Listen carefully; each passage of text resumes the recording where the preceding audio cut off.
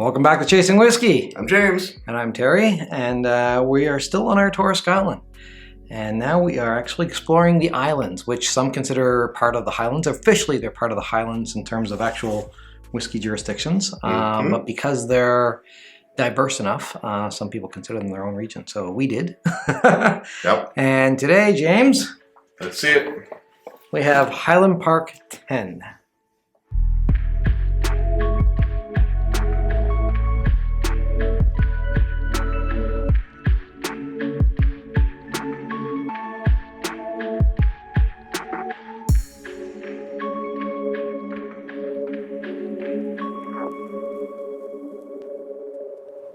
Cheers. Cheers. Very nice. That is a fancy box. Very fancy box. Viking scars. Yeah, I've looked up quite a bit about this island. It's called Orkney.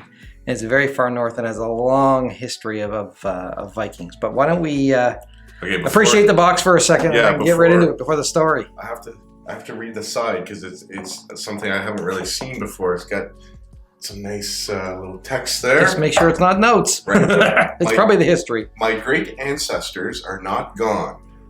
You can find them in my flesh, blood, and soul. That's goes with the dark box, I guess. Mm-hmm. Maybe it's a very Viking, and the other looks to be same thing. Française. And made with pride in Orkney. Cool. Orkney. Yeah. And we won't read the back because we don't want to. Exactly. The font's small anyway. We Okay. can. All right, shall I? Yeah, please do. I'm looking forward to this. Nice blue on the box. Highland Park is one of the very few whiskeys that I've had before, and I don't know if I've had the 10, but yeah. Cool. Join our inner circle to gain access to exclusive high-end. Ooh.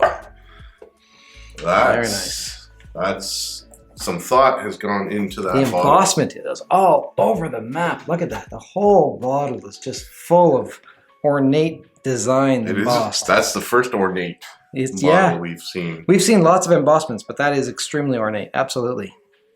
I appreciate that. That's It's really cool. Beautiful. Yeah. What do you think of the color in the bottle? Looks like whiskey. I know, but you know what's funny is it's one of the first that I see a variation in color from the bottle shape. Do you notice that? It's narrow. Yeah. It's darker up here and gets lighter. And the only time we've seen stuff like that is when, there's a dominant logo or something covering more than half the bottle and then not. But it's really light at the bottom compared to The cork is huge. huge. That's what she said. Okay. All right, let's open her up. Let's see here. Zoop. Oh yeah, look at the size of that. Ready? You need to be a Viking to open it. Yeah. Since 1798. That's when they went legal, probably. Yeah, that's probably 1700. Yeah, I know a little bit about the story, so. All right. Pour you a wee dram. Or a big one. All right. It's got a... Yes. Here, I'll drink. Yeah. What do you think? It's quite dark, eh? It's nice. It's like more copper, isn't it? Yeah, it's not the. Some not of them as clear. Yeah, some of them come. It's very clear. This is not. And not that clear. Not that it needs to be. It could be your glasses too. Who knows? But these glasses. Yeah. Yeah. Yeah. Shall we take a little smell? No peat. I wouldn't say there's no peat. I wouldn't say it's strong. It's light. If there's peat, it's light. There's definitely could be a citrus or something. Almost did it. It's tempting. Anything else you smell? There's a bit of earthiness and a bit of citrus is what I'm smelling. Yeah. I'd go with citrus. I don't know what else. Sweet. Yeah. Cheers. Cheers. Cheers.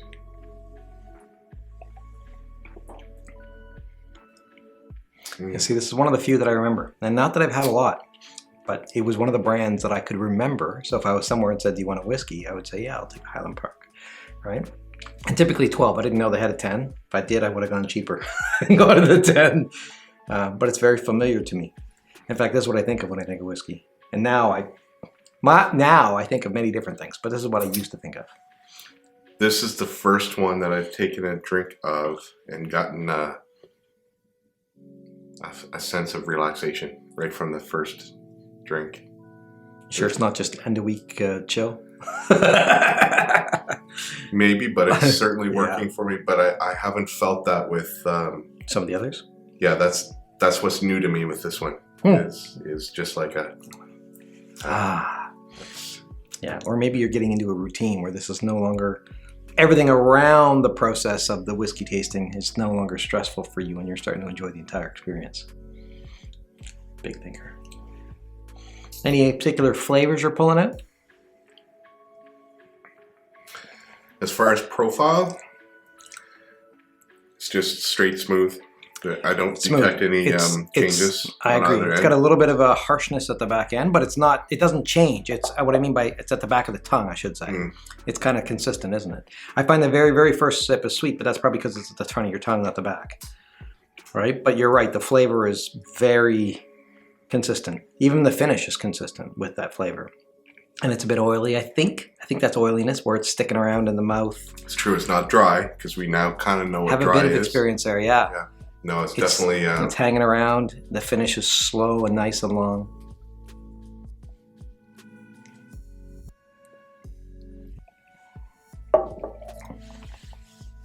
What do you think? Shall we visit? That is spectacular. You may want to put on long sleeve shirts. Orkney is one of the most northern distilleries in the world. It has been claimed to be the most northern many times, but it's about whether or not it's a legitimate distillery versus an illegitimate distillery or a licensed or non-licensed. But as far as Scottish distilleries go, it's the most northern. So Orkney actually is the... Now that's an interesting claim to fame. Yeah, it is. Yeah. If we ever open a distillery in Scotland, we'll just go a little bit further.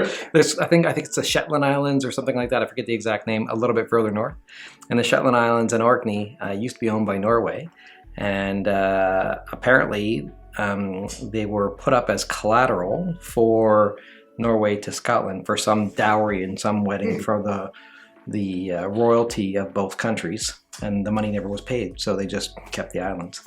But anyway, yeah, so as a result, the population has, a lot of claim to Norwegian ancestry, Viking ancestry, and a lot of Norwegian traditions, and a lot of Norwegian roots still exist on the island today. So even though they are Scottish and Scotland, it's a very culture. It's a completely different culture, and it's steeped in that tradition completely, which I found incredibly interesting. So, like literally, if you travel further east, you hit Norway. You travel west, and eventually hit Newfoundland. So it's pretty far north. So, and that's exactly what they did. The Vikings did, yeah. So, interesting. The distillery itself, I forget you told me the year, but yeah, like you were right. That's the year they became, 1798. That's the year they became licensed. And another taxman cometh story. But the founder, Maximus, I forget his last name. Anyway, the reason I remember it's Maximus is because you can buy Highland Park Maximus something, or it's one of the, like a select or something like that. He was working at a church and used to hide all the bottles in and around the church. And one time he heard the taxman was cometh, and the legend is, and who knows if it's real, that they stuffed a bunch of bottles in a casket and made it look like they were having a funeral. And the taxman was like, oh, sorry, left. So anyway, but interesting how a lot of the illegal or, unlicensed distilleries eventually became licensed only because they got caught. Yeah, exactly. So, but yeah, super, super interesting history for sure. Okay, so I'm still having trouble pulling out a flavor. Like, yeah, so there's definitely on the nose some citrus and a bit of earthiness. What do you think? Should we put some water in and see if that changes our... Yes, let's do that. All right, I'll give it a pour. Nice bottle. I kind of want to hold it half. It's a little too wide one way and a little too narrow the other. Awkward, yeah. But if you hold it like that, where the... It's okay. Yeah. Not that the pouring is... No, some of them really feel interesting or good in the hand, right? Yeah. Not that it feels bad, it's just... You're like, Oh, I don't want to grab it like this. It's too wide. I don't want to grab it right on the end because it's too narrow. So I kind of had to do a half. Narrow and long. Yeah. That's what she said. Anyway, yeah. All right. So water, yeah. Let's give it a try and see if that makes a big difference, and see if we have any skill. Yeah. It feels like a zest. It's funny. Maybe a little cinnamon. I don't know. Again, it's hard for me to pull cinnamon. The taste after having had cinnamon we pulled before, and we were right, but cinnamon itself. Okay. Do you find a difference in the smell with water? I do, but I don't know what's different. I don't know if the citrus is a little bit less, but I think it's actually that something else is there, and I don't know what that something is. I don't have a reference for it. So for me, it allowed me to pick out a couple of things that I didn't know where. Okay, what are they? Claim to. The orange zest and the cinnamon. The orange is there. The citrus. I don't know if it's orange, but citrus. And cinnamon, eh? Okay.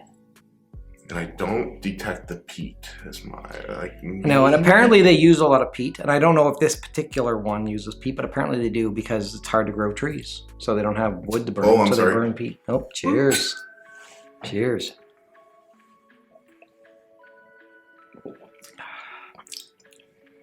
Even milder with water. Yeah, and I do find a small profile change this time, but not by much. Do you find it that little bit in the back end is still there, but it's way smoother going in, and smoother on the end. And I detect the harshness, the bitterness finish a little more. Yeah, and I think everything else dropped a bit. Yeah, for sure. But still very good. And actually made it more interesting. Yeah, and I don't know if I prefer water or not because I like the smoothness, but you also like a bite once in a while. Yes. Well, the good thing is here you can say, what am I feeling like? And you know the difference, right? Because it's not bad either way. It's actually very good both ways.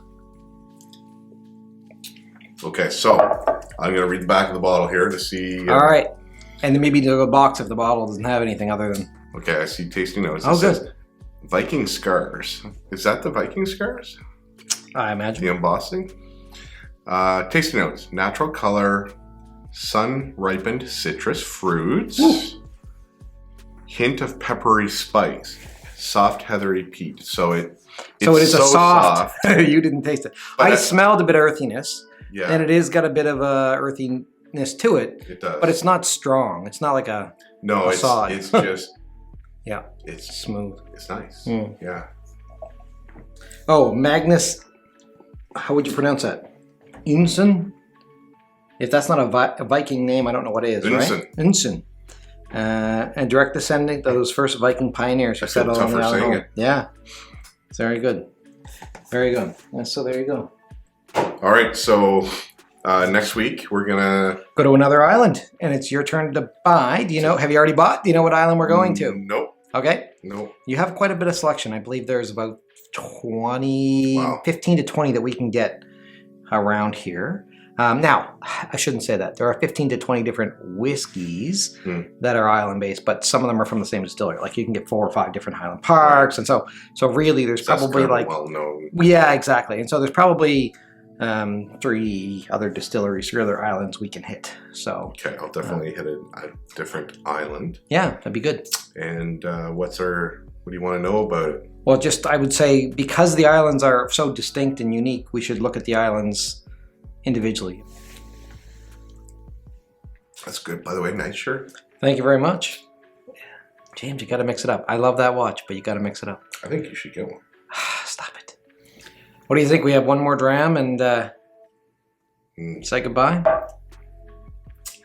Yeah, I think we one more and continue the chat. Yeah, I'm all for that.